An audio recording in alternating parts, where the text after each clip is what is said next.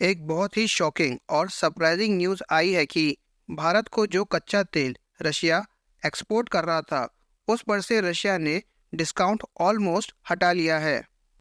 आज से कुछ महीनों पहले ये डिस्काउंट $30 पर बैरल तक होता था, जो अब केवल $4 का रह गया है। तो आप समझ सकते हैं कि डिस्काउंट ना मिलने से भारत को कितना फाइनेंशियल लॉस हो रहा है। इसके अलावा क्रूड ऑयल की डिलीवरी चार्जेस भी रशिया ने ऑलमोस्ट डबल कर दिए हैं। पिछले महीने से रशिया पाकिस्तान को यही क्रूड ऑयल डिस्काउंटेड रेट पर डिलीवर कर रहा है। रशिया भारत का एक इम्पॉर्टेंट स्ट्रेटेजिक पार्टनर है और रिसेंट टाइम्स में भारत दुनिया में सबसे बड़ा रशियन ऑयल इंपोर्टर बन चुका है। इसके बाद ऐसा क्या हुआ है कि रशिया ने भारत को डिस्काउंटेड ऑयल देने से मना कर दिया? तो चलिए डिटेल में इसके बारे में बात करते हैं। भारत के द्वारा रशिया को जिस मोड में पेमेंट की जा रही है वो एक इशू है, यानी कि इंडियन रिफाइनर्स रशिया को पहले इंडियन रुपीस में पेमेंट कर रहे थे, जिसको लेकर रशिया कई बार अपनी नाराज़गी जाहिर कर चुका है। रशिया इंडियन रुपीस के बदले चाइनीज़ युआन को प्रेफर करता है, क्योंकि रशिया के पास बड़ी मात्रा में इंडियन रुपीस जमा हो गया है। पर रशिया भारत से बहुत कम सामान इंपोर्ट करता है, जिसके कारण वो इंडियन रुपीस को बहुत कम यूज़ कर पाता है। वहीं चाइना इस साल जनवरी से अब तक रशिया को ऑलमोस्ट $45 बिलियन का सामान एक्सपोर्ट कर चुका है। 2022 में चाइना रशिया का ट्रेड वॉल्यूम $190 बिलियन से ज़्यादा का था। इसी कारण से रशिया को युआन एक्सेप्ट करने में कोई दिक्कत नहीं है। रशिया ने भारत को ये भी कहा कि अगर आप पेमेंट को डिले करना चाहते हैं तो डिले कर सकते हैं, पर पेमेंट युआन में ही होनी चाहिए। इसके अलावा रशिया डॉलर को भी एक्सेप्ट नहीं कर सकता है, तो उसके पास केवल एक ही ऑप्शन बचता है, चाइनीज़ युआन का। पिछले हफ्ते से इंडियन रिफाइनर्स ने रशिया को चाइनीज़ युआन में पेमेंट करना भी स्टार्ट कर दिया है। वेस्टर्न कंट्रीज़ के सैंक्शन के बाद रशिया भारत को पिछले साल से ही डिस्काउंटेड ऑयल एक्सपोर्ट कर रहा है। उस समय यह डिस्काउंट $30 पर बैरल का होता था, जो अब सिर्फ $4 पर बैरल का ही रह गया है। इसका सबसे बड़ा कारण है कि इंडियन रिफाइनर्स अलग अलग जाकर सेपरेटली रशिया से डील नेगोशिएट कर रहे हैं।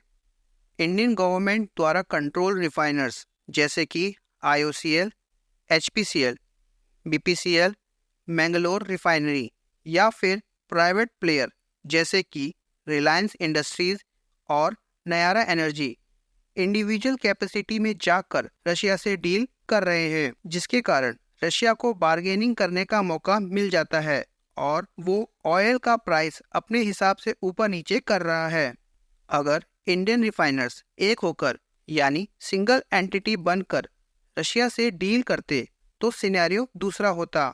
तब बार्गेनिंग की पावर भारत के पास होती।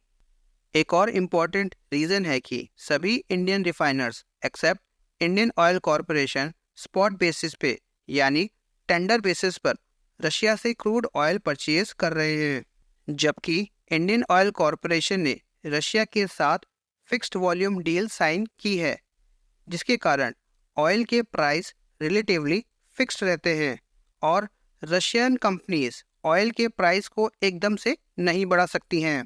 वहीं जब इंडियन रिफाइनर्स स्पॉट बेसिस पर क्रूड ऑयल परचेज करती हैं तो रशिया प्राइस को मैनिपुलेट करता है और डिस्काउंट को काफ़ी कम कर देता है।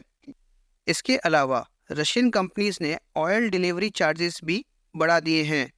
रशियन ऑयल बाल्टिक सी, मेडिटेरियन सी, सुएज कैनाल से होते हुए भारत पहुंचता है। जब रशिया इस रूट के द्वारा ऑयल भारत को एक्सपोर्ट करता है तो वो 10 से $15 पर बैरल के हिसाब से भारत को चार्ज करता है, जो कि करंट मार्केट प्राइस के हिसाब से डबल है। मतलब इंटरनेशनल मार्केट में इस रूट के द्वारा शिपिंग चार्जेस $5 से $7 पर बैरल चल रहा है। रशिया का ये कदम भारत को परेशान करने वाला है, क्योंकि इसके कारण भारत को फाइनेंशियल लॉसेस हो रहे हैं।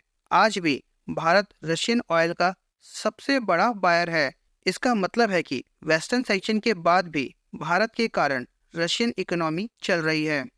फ्यूचर में इंडियन गवर्नमेंट के द्वारा इस पर कोई हार्श डिसीजन देखने को मिल सकता है। वहीं रशिया आजकल पाकिस्तान पर बहुत ही मेहरबान हो रहा है। डिस्काउंटेड ऑयल के बाद एलपीजी, पल्सेस, इंजीनियरिंग आइटम और दूसरे सामान भी रशिया पाकिस्तान को एक्सपोर्ट कर रहा है। 2017 में पाकिस्तान टीआईआर यानी ट्रांसपोर्ट इंटरनेशनल रूट कन्वेंशन का मेंबर बना। रशिया इसी टीआईआर कन्वेंशन के अंतर्गत लैंड रूट के द्वारा पाकिस्तान को सामान एक्सपोर्ट कर रहा है।